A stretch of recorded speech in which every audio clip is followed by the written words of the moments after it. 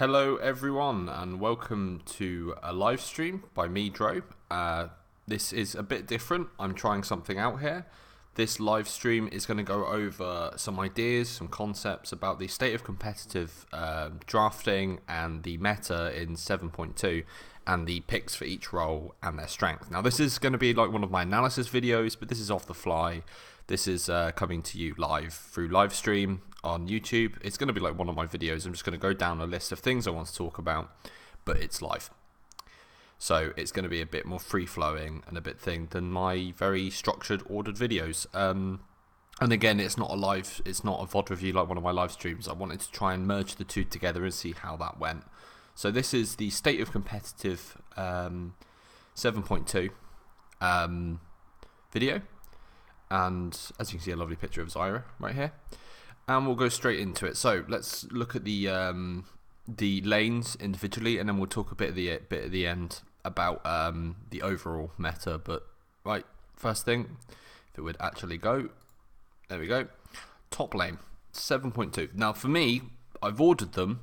As you can see here, there's an ordering of champions. What I've got here is you have the classic pick of you've got your big ones in the middle. These are your top picks. This is the structure of this. These are your top picks for this tier, for this patch. Sorry, this tier. And basically, the ones underneath are, I've separated them a little bit with this one, but I don't think I did with the other ones because continuity. Who needs that? Is the ones on the left are your like next go-to picks. They're strong in the meta, but they're not the best ones.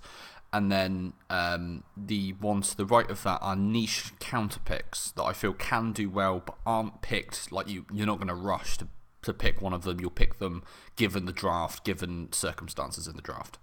So start off Jace. Jace has moved up from being, I had him as a fringe player, like where Rumble is effectively, that kind of carry top lane who can do well into the tanks, into being the first pick go-to, probably equal with Shen, if not slightly above Shen, due to the lethality changes in 7.2. These lethality changes are very, very, very strong. They basically just make his already insane damage through the roof, or one could say to the skies. A little joke. Not cringe at all. So yeah, they take it to the skies, and then he just is now going to be dominant. Now, Shen is good into Jace, and that's why his standing is it rose even further. He's not a complete counter pick, but he is good into Jace. The reason why Jace is number one is his damage is through the roof. Now, Shen is number two because he brings something that no other top laner can do, which is 2 teleports. This is really, really, really drastically amazing. Just due to the way that the top lane meta works with having to TP down. If you've got 2 of those, you can really outplay your opponents with using your ult to win a fight, then using it to get back if they use theirs, or just basing and then using and then running back and giving up a bit of farm, but you gain some kills in the bot lane. Shen's presence around the map just makes him retardedly good, along with his tankiness that is very underrated with his W. The shield, the thing that blocks auto attacks, with a lot of auto attacking champions heading into the game, and things with empowered auto attacks. I think his W blocks a Kha'Zix cube. I'm not 100% sure about that, but he's very, very strong, and he's definitely the strongest tank top laner in my opinion. So next is Maokai and Poppy, who you can kind of lump together. They're just really, really, really strong with the tankiness that they bring. Poppy has been shown to have a few more weaknesses than people thought, but they're both just very, very strong picks. I would go for if you're going to blind pick it, definitely Maokai over Poppy, but Poppy is still incredibly strong and can do well into a lot of hard matchups for her, especially Jace. She was very good into Jace, so her standing might have rose a little bit, and I might have those the wrong way round. But that's my opinion, is that it's Jace, Shen, Maokai, Poppy.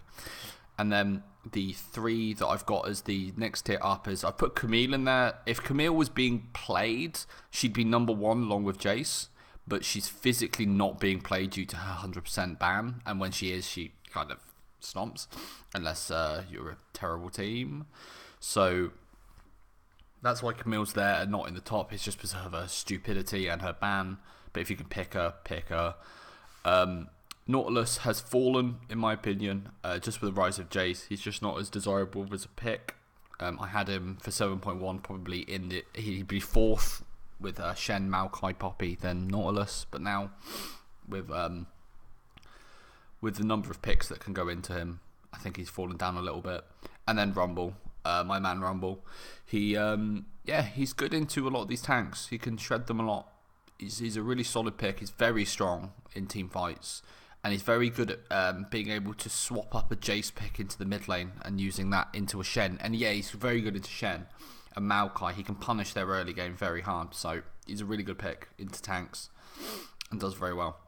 And now for my the side picks here with Singed, Kennen and Trundle. I'll just go down them briefly of why I think they're the next, like they're almost the reactive tier, the way I like to think of it, like the counter meta. So you've got the meta ones and you've got these that kind of become meta because they counter these other ones. Singed is shown to counter Camille, these tanky champions who can't negate his push, and just with this new Dark Seal where you take 3 Dark Seals and it like multiplicatively stacks with your passive. He's just a real pain to deal with. He needs a lot of gold, and this is why he can't be picked into Jace or Camille or Rumble, because he'll get bullied too hard. But into Nautilus or Shen, he can do very, very well. And yeah, he has been shown to be able to counter Camille quite well by flipping her over her own ultimate. So yeah, it's quite an interesting pick. Kennen, it's not the standard top lane Kennen that will get outscaled. It is an AD auto attack Kennen that looks to build tanky with a split push focus. This is really devastating into low wave clear champions, or something that doesn't, or something like a Shen that will run off partway through. You'll just take a tower, you'll take another tower. It's very, very strong. And then lastly is Trundle. Trundle is just the anti-tank and will always be relevant when tanks are relevant. He can do well into all these matchups. Apart from Jace, I wouldn't pick Trundle into Jace. He's more for when they pick a Maokai or a Poppy. You can pick Trundle if there's anything else left. So that's the top lane. I would like to give a shout out as well to Fiora. Fiora, she's still kind of relevant due to this thing. I haven't put her in here for some reason. I've just thought of her off the top of my head. I'd put her down with maybe behind Rumble. She's a great split pusher, but I'd only pick her into, say, like Nautilus or something, that if the draft goes that badly and all these champions are gone. So we'll move into the next one of the jungle. For me, the top 3 picks are Rengar, Kha'Zix and Ivan. Rengar, of course, 100% pick ban. He's just the strongest. He's one of the strongest champions in the game right now.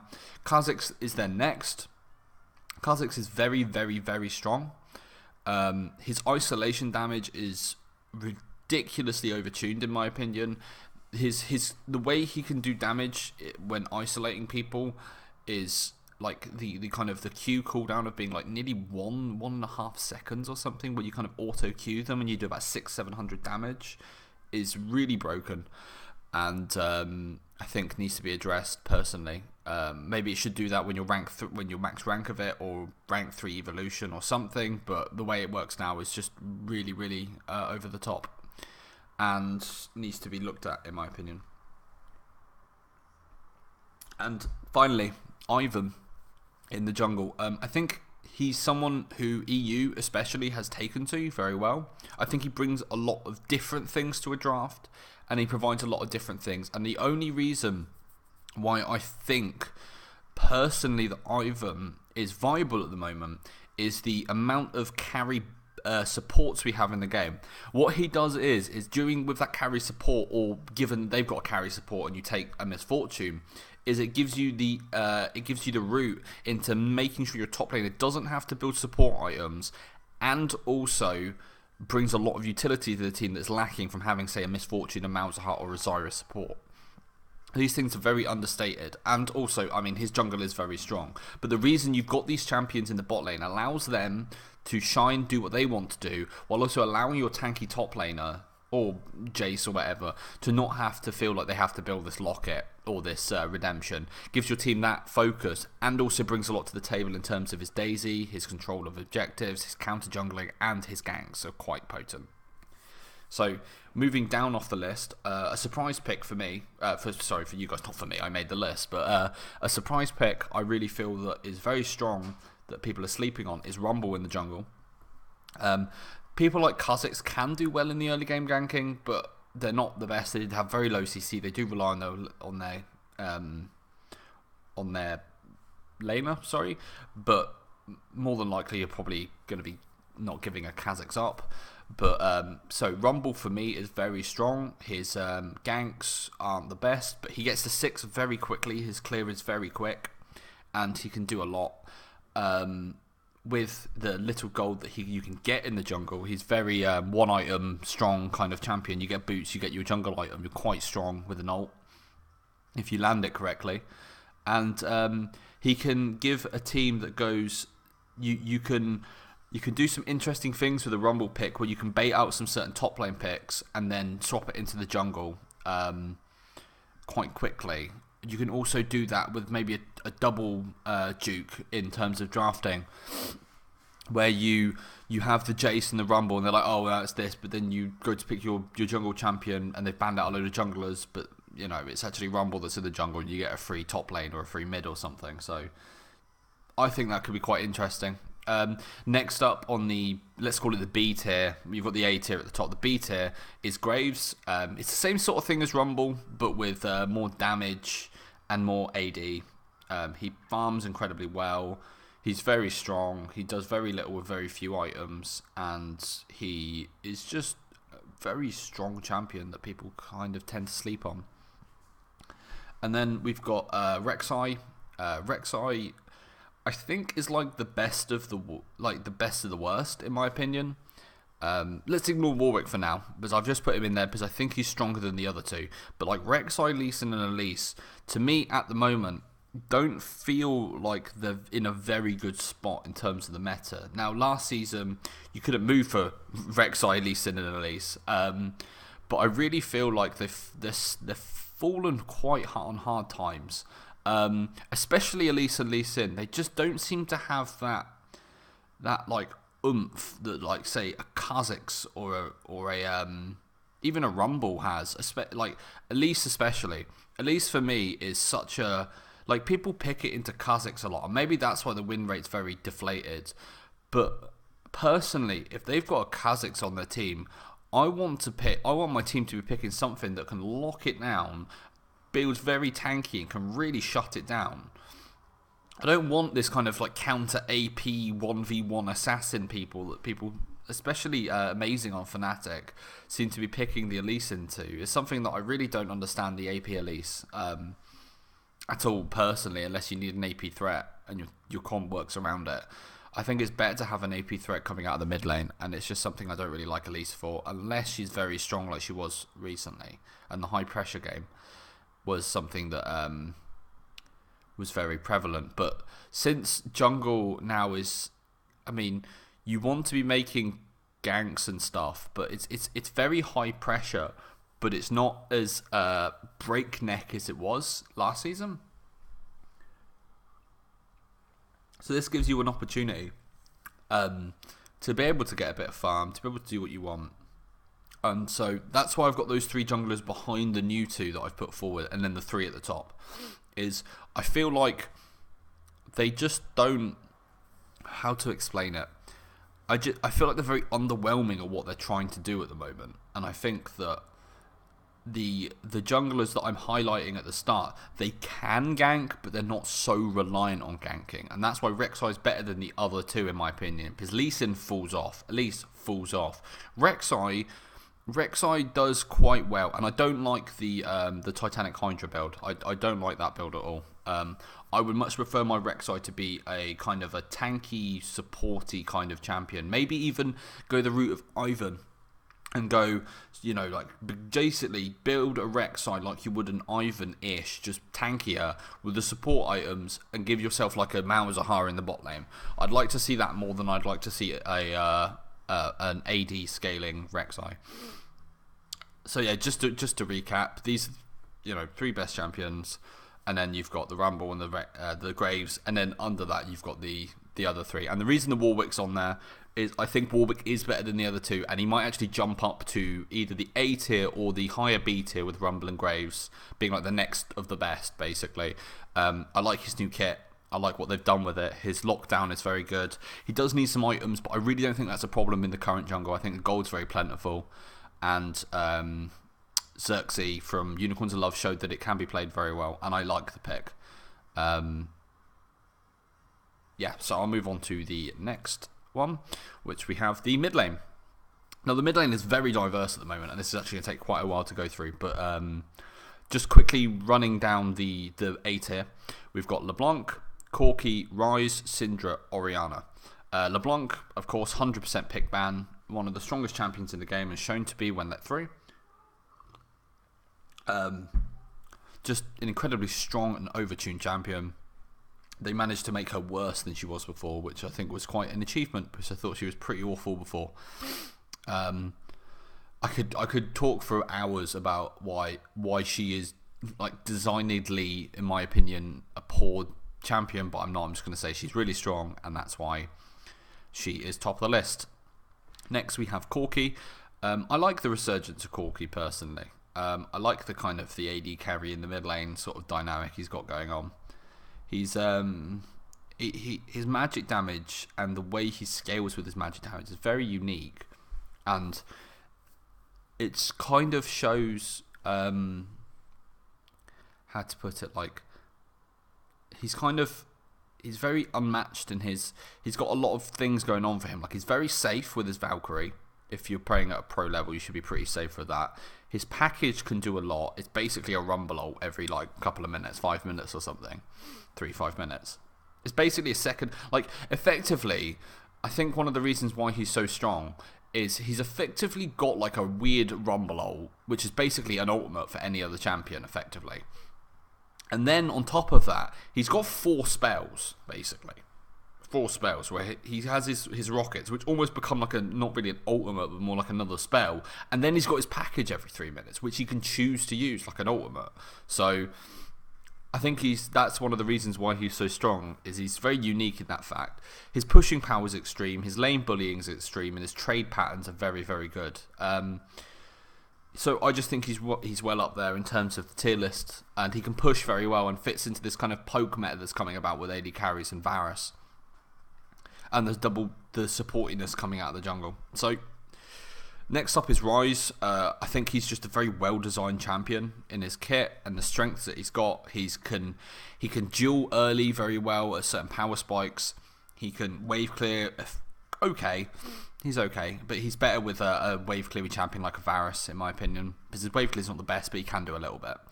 And he's just a very strong champion. In a lot of matchups, and can do well even into some bad matchups like Syndra. And then, speaking of Syndra, we have Syndra, who, even though she got nerfed, and if she hadn't be, she'd be top of the list next to LeBlanc. Syndra is still incredibly strong at what she does. Her 100 to 0 way of dealing, like her 100 to 0 burst, is unparalleled. And if you take one misstep, she can do that to you and punish you very, very hard. Yeah, they did nerf her W, so when you, her passive, so when you use you can't pick up like 3 orbs at once and just hit a whole lane. That was pretty ridiculous. But it's, yeah, I like the way they took the W nerf. It was a strong nerf, but she definitely needed it. And yeah, good changes, and she's still good, and that's the main thing. I do think that her ult needs to be toned down a little bit, but hey ho. And then is the, in my opinion, the most steady pick, and probably always going to be on the mid lane tier list in some regard, is definitely Orianna. She's just a utility mid that's really strong and can do well into all the matchups, so I don't really think there needs to be much said about Orianna. So then we've got the best of the rest, which is, in my opinion, Jace. Again, lethality changes, just doing really well, good flex pick, and can do well into certain matchups, like Corki and such. And then Talia. Talia is something that I think people have been sleeping on. I think she's strong again. People overestimated how much she got nerfed. Her pushing potential is very good, and I think she can do very well into certain like low push people who need a lot of mana to do it, such as Orianna and Corki and Rise. So I think she's very good. Zed is coming back, I think, with the lethality changes into certain matchups like Corki, like Orianna, maybe even Syndra, just even LeBlanc, who he played into. His wave clear is all right. Yeah, so I would be very. I wouldn't be surprised to see some form of flex with Corki into the bot lane and Zed being picked into the mid lane. That would be interesting to me. Because something that people don't seem to realise, so I'm just going to have a little side rant here, is that Corki can be used very effectively into Zyra and Malzahar. His E does portions of little damage which rip those into shreds in under half a second, or something like that, with the little bullets that fly out. So maybe that utilised, instead of having to pick something like a Misfortune or something into the bot lane, you can pick a nice support which can do well with the Zed and the Corki and maybe whatever you've got in the jungle and the top lane. Next, we've got Aurelion Sol, who again, like Talia, I think people overestimated how far away he's gone. I still think if you can play him, he's an incredibly strong champion, and into certain matchups, I think he can do very well as well. Yeah, don't need to say much about that. Just that's really it. AP Echo is next. I think he does well into certain matchups like Syndra, but he's more of a counter pick. I wouldn't blind pick him. He's he can be very, very strong into a certain matchup. Maybe even into Zed, he could do very well into. So, interesting to see where Echo goes in the meta. And then there's Victor, who, again, like Orianna, he's almost like an Orianna in the respect that he can just do well into really any matchup or most matchups. He's not gone, but he's definitely not top. His wave clear is very good, his burst is very good, but I don't think he's like the top of anyone's list, apart from if your name is Crown in Samsung Galaxy. And then there's Katarina, who Katarina is an odd case where I think she's probably next to LeBlanc in terms of strongest champion, but her weaknesses are so apparent that she's not first pick worthy in my opinion. She's very good, but she has glaring holes in her kit, and in my eyes should be used as a counter pick the way that Faker uses it in the LCK. Her burst and ability to reset a fight and do incredible amount of damage in so little time is kind of unparalleled in my opinion in the game.